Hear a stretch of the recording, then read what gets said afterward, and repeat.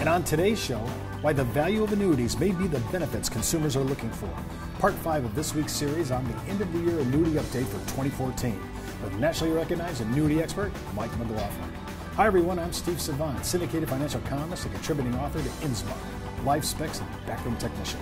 Let's get down to business.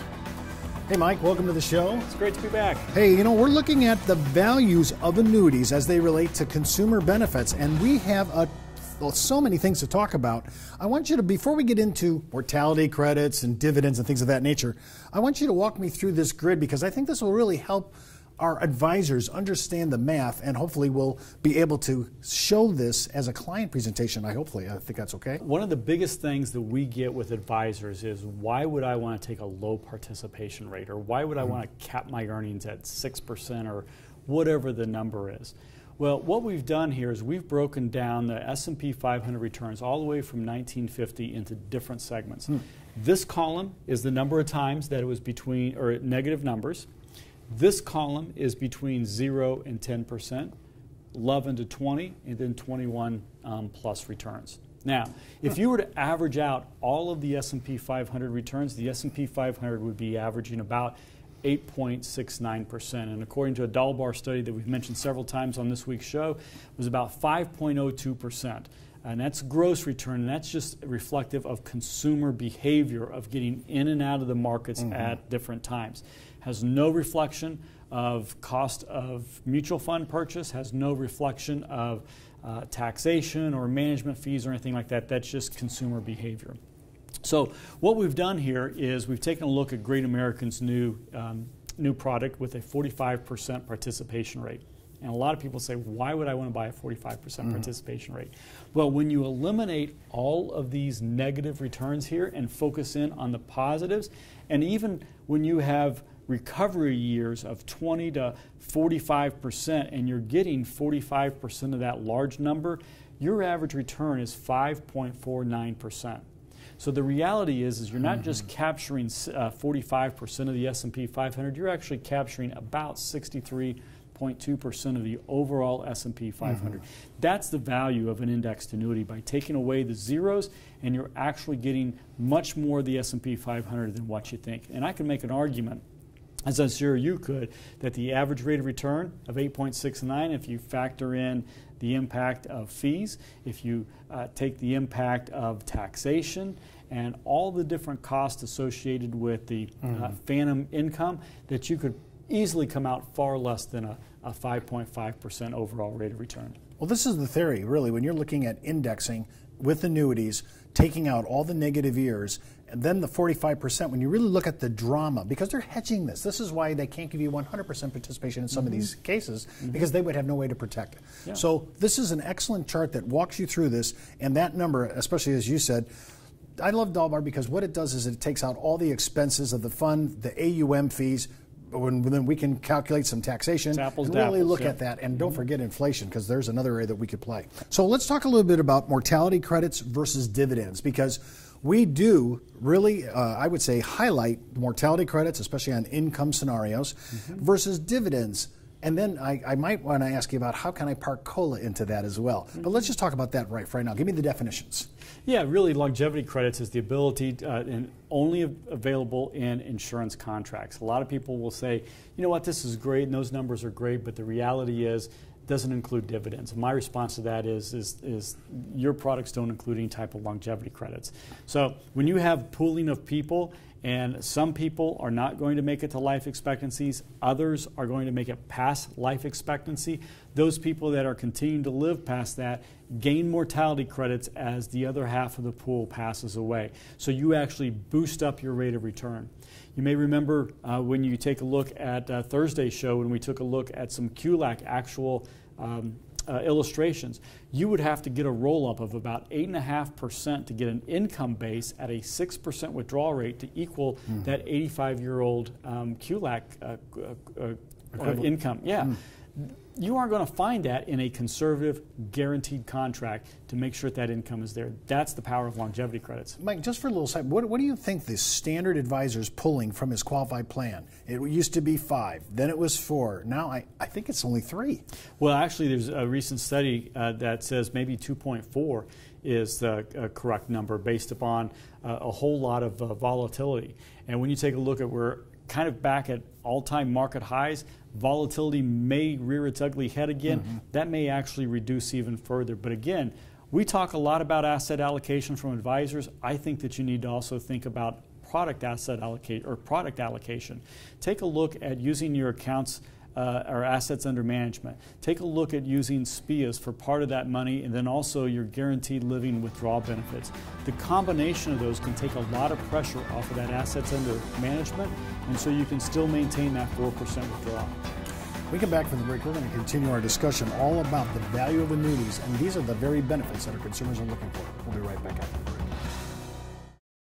It's not how much money you make for your clients, it's how much money they get to keep, especially in retirement. But retirement income could cause Social Security benefits to be taxed. One tax advantage alternative is life insurance designed as a non-modified endowment contract that can generate tax-free income without taxing Social Security benefits. These contracts offer differing funding options depending upon your client's risk tolerance. For more information on how life insurance can be part of your retirement planning, just email me at steve@downtobusiness.tv.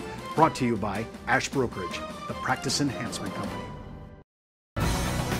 Well, welcome back to our second segment. Of course, we're with Mike McLaughlin. Mike, you are an expert in all that is annuities. And when we look at income, it's all about income now. We're finally got off. We're all transferred from accumulation. We know what we want. We want income, and most of us want guaranteed income we can outlive. Can you walk us through the mechanics? Because a lot of people say, Steve, these rates are so low. How can you push this as a really good consumer idea? And I say, look at these numbers. And especially after that Dalbar study we've been quoting all week, look at these numbers. Walk us through this. Yeah, I think that, again, this is the value of longevity credits. This is the value of the insurance industry. And again, this is a QLAC-friendly contract where you have a monthly benefit of about $2,152. If you were to back into that number using an 85-year-old, most income riders allow about a 6% distribution between age 80 and 85. You would need to take that $125,000 and grow it to about $430,000 over a 15-year period. That's a 7.5% roll-up. Without taxation, without fees, the whole ball of wax. You can certainly find a 7 to 8% roll-up, but not for 15 years for this long a period. That's the value of a deferred income annuity. That's the value of the life insurance industry standing behind this particular contract.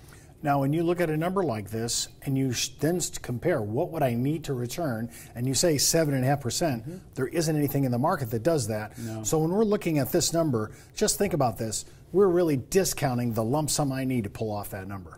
Absolutely, and even discounting that further, if you were to take a look at some younger people, we took a look at earlier in the week, someone that was 57 just as a rollover opportunity. I backed into that. It was about an 8.58% annual rate of return that you would need on an income rider for now 27 years.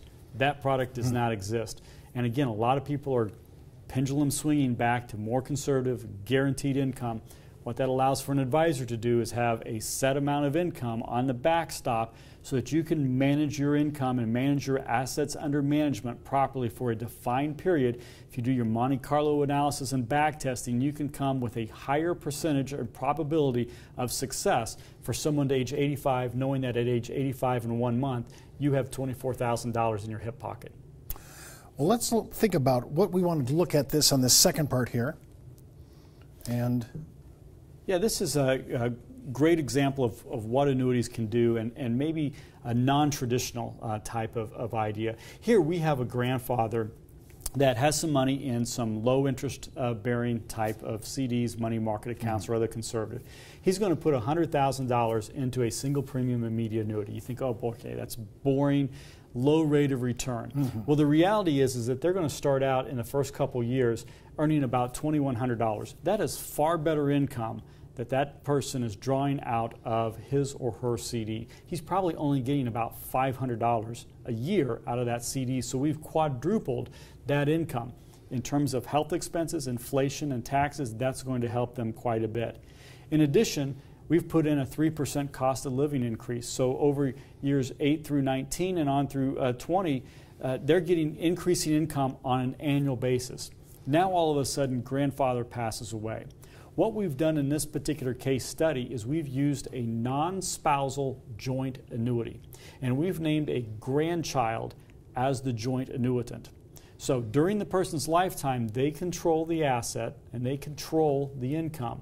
But when they pass away, that increased income of $4,500 now is in the grandchild's name, and they receive $4,500 a year. If I'm 25. For life. For life. For life. For life. Yeah, it's joint life expectancy. So if I'm in college and get a check for $4,500, I would have loved to have bought a new car, helped pay some books, all kinds of different things. This continues to grow with the cost of inflation. By the time that they get ready to retire, they have about $11,000.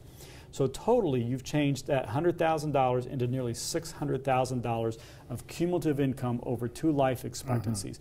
When you take a look at having to distribute wealth, especially for someone who is non-insurable, it gives a great opportunity to pass wealth very tax efficiently to either the next generation or possibly 2 generations down. How attractive is this for consumers? I think it's very attractive because in today's rate environment, for someone who's living off of CDs, and again, look in your client base for those people who are living off of CDs, taking that 1099 income on their tax returns, this is number one, a great way to boost up their standard of living and boost up their retirement income. Second thing is it's a great way to transfer wealth, especially for those people who have been declined for life insurance. So take a look at some of those older people in your portfolio, people who have been declined or rated, may not want to pay the extra premium to buy life insurance to do a complete transfer of wealth, but this is a great alternative for someone who isn't healthy enough to buy life insurance. Well, that's all the time we have for today. Remember, before moving forward with any of the ideas on our show, always consult your tax advisor, legal counsel, or your broker-dealer compliance officer. Missed an episode? Just go out to our video archives. And remember, you could be wiser as an educated advisor. I'm Steve Savant. We'll see you next week.